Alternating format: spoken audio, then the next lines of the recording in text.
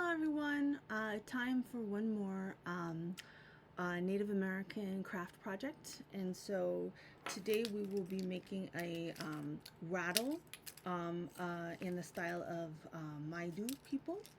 And so rattles were really important for ceremonial reasons and for music reasons all over across the Americas. In many, many places in the world, rhythm is really important. There's a wide variety of ways of making rhythm. Could be drums, could be just clapping of hands. A lot of Northern California Native peoples used a wide variety of instruments. Some used drums. More often there were things called clappers. I'll show you a picture of what a clapper looks like. Now most often they're made of bamboo. They're still made of bamboo. They were originally made of bamboo in Polynesia, but even nowadays modern Maidu and other Native American peoples in the area use bamboo, or they used young elder trees. But another way that people kept rhythm, and this again it doesn't sound great because I don't have the right parts, but hey, you can sort of hear it. But in ceremonies, they would use rattles to make a beat.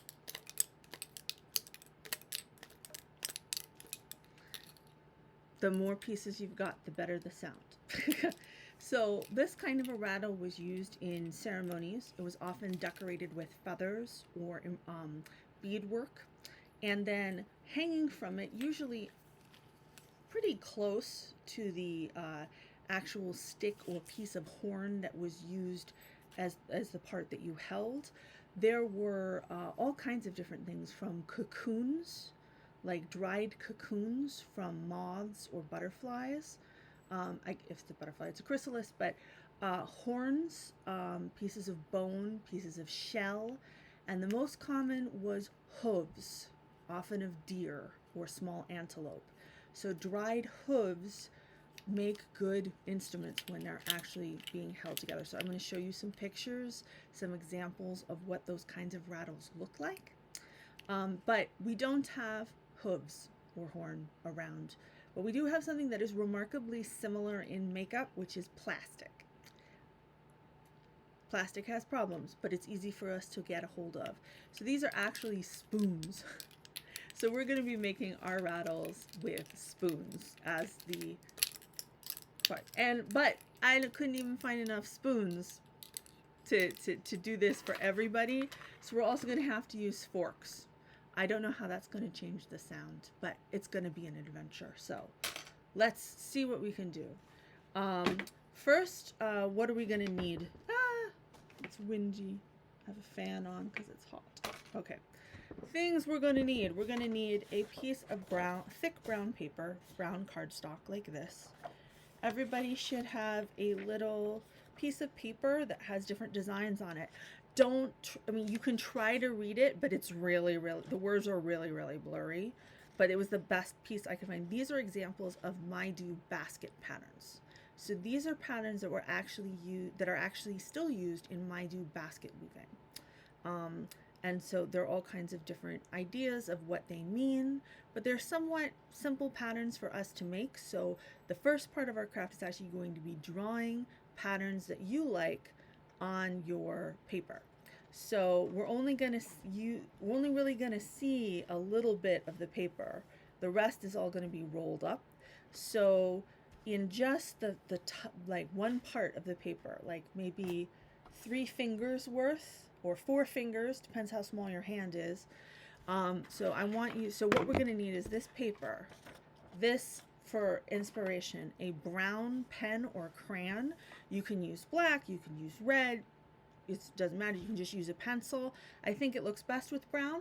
We're going to need lots of tape. Tape is good. We're going to need a few feathers. We don't have a whole lot, so choose wisely. There should be a bag of feathers to pick from. And 3 or 4, depends how many you guys have, spoons or forks. Okay. I tried to actually color this one brown, and it didn't turn out very well. But hey, we do what we can. Okay, so that's what we're going to need. And we're also going to need a piece of, where is my twine? Twine, which fell on the floor. So again, we're going to need a piece of twine or yarn. Either one is totally fine. It's up to you. Okay, so we're also probably going to need a pair of scissors to cut pieces of the twine off. So first things first, pick some patterns that you like from this sheet. Okay, so I actually, whenever I doodle, because when I take notes or stuff, or I'm waiting for something, I like to draw and doodle.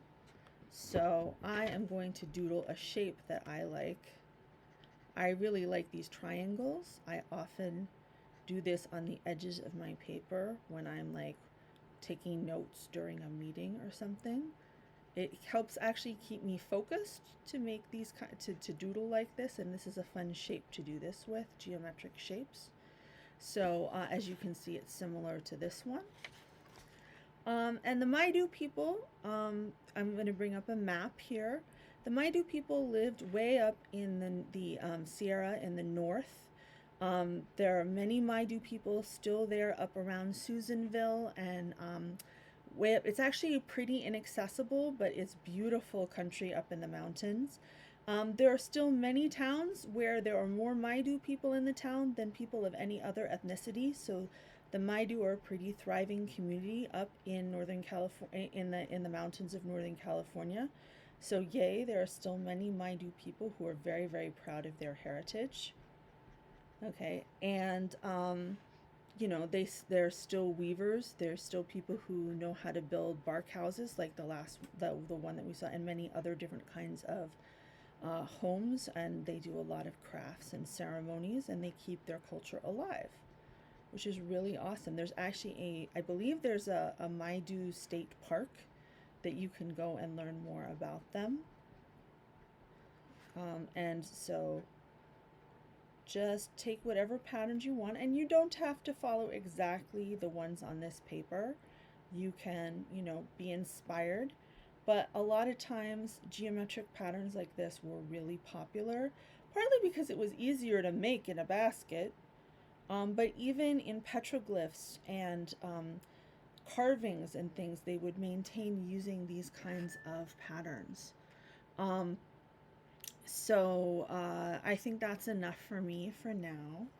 So I am then going to take my piece of paper and I'm going to flip it over so you can't see the pattern, and then start rolling from, the pattern is on this end, I started rolling from the other end. So you're going to want it doesn't have to be too tight. We don't want it to be too thin, because we want to be able to see your pattern. Okay, and so we're going to roll this up. And when you finish the roll, you should be able to see your pattern. Okay? And so now you're going to take some tape, and you're just going to tape it down. If you want to try and make the tape invisible, you can, like put it on the inside. But we're not going to be that particular today. It's all right if you can see the tape. Tape is a fact of life now. Now, if you want, you can actually seal up these ends with other pieces of paper. But I'm not going to do that today. I think it's pretty simple, just like this. In some rattles, there are actually pieces inside, like beads, like in a rain stick. I think you guys have a rain stick in your classroom. But I think it's a little complicated, so we're just going to leave it like this. So then the feathers were used by many, many peoples across the world as decorative elements. And so there were black crow's feathers, or if you had a lot of status and you were very highly ranked in the tribe, maybe eagle feathers. Eagle feathers were often very, very important and ceremonial. So we're going to take your feathers and put them in like a bundle. Okay. And then we're going to take a piece of string, maybe about that long. So if you can see my hands, it's okay if it's not long enough. You can tie 2 strings together. If it's too long, you can cut it down. You know, it's okay if it's not exactly right the first time. So I'm actually going to tie them together simply with just the very end. If you need help with tying, ask a friend. It's okay. And then I'm going to lay it at the top of my rattle, and I'm going to wrap it around a few times. And then I'm going to try and sort of tuck in the end and tie it to the other end. It's not the easiest thing. If you need extra twine or even some tape, totally okay. All right, so now we have our feathers. Now we're going to do the rattly part of the rattle. So ideally you could have 6 or 7 spoons, but we don't have that. We have forks. So I actually cut these off. You want to leave a little bit of an end on each of yours. This is how I did it. So be careful, guys. Do it low, not close to your eyes. We don't want to get anything in your eyes. You're going to put your thumbs on the fork, okay, or the spoon. So you see the handle here. So you're going to leave some space here. You're going to put your thumbs, and it breaks really, really, really easily. Boom. But try not to do it right here, because then it's just harder, trust me. So this is when we're going to use our tape. Okay, so take a piece of your string. Can be long, can be short. It's going to get shorter eventually, so don't worry about it. And if you want to try and color some crayon or something to make these browner or black, that would be great. But I don't think it's going to work very well. It's hard to color plastic. So I am going to tape the end of some twine or yarn onto my fork or spoon, okay, like this, and then I'm going to wrap it around, and that means it's more secure, like this. Okay, and then I'm actually going to probably going to cut it to be a little shorter. I'm actually going to tie it. Okay, so I'm just going to loop it through like this. Okay, and it's falling off. No, okay, so hold it down, hold it down, hold it down. Okay, there we go. So now I've got a fork sitting on the end of a string. Now I'm going to pretty tight. You don't want the fork to be really far away, but here, let me do it this way.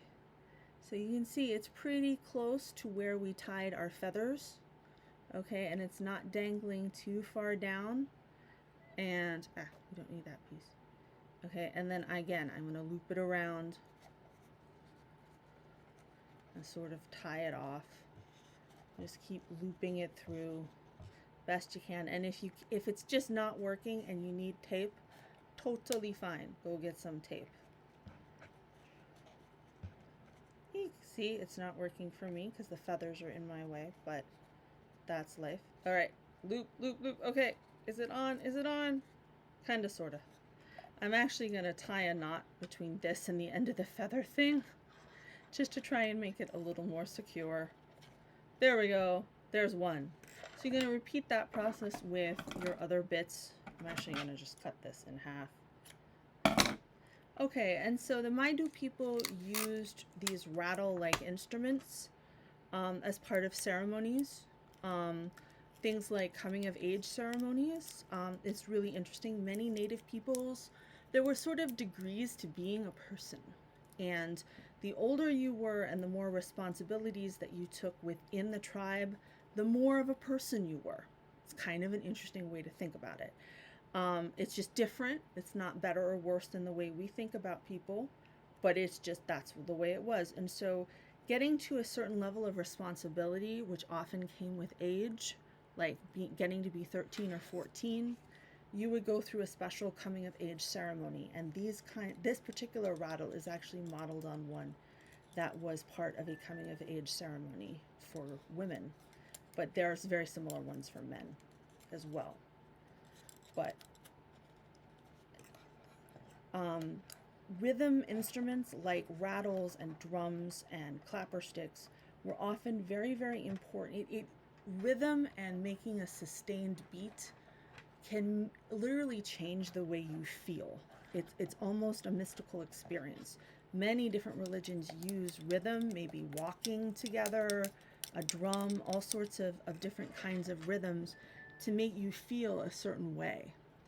And so these kinds of instruments are really important in how we experience spiritual things. And so it was a very, very important spiritual part of life for the Maidu and many other peoples. You'll find rattles like this in cultures all over the Americas and really all over the world. So again, I'm sorry about the beeping. So again, you loop it through, tie it like that, and then tie it with the rest of our collection of forks and spoons. That's what we got to mimic deer hooves. Okay, and then you got 3 or 4. It's better, the more you have, the better the sound, but it still rattles. So you have made your own Maidu ceremonial rattle, okay, inspired by Maidu design. I hope you guys had fun. I hope you've enjoyed all these projects. Bye, guys.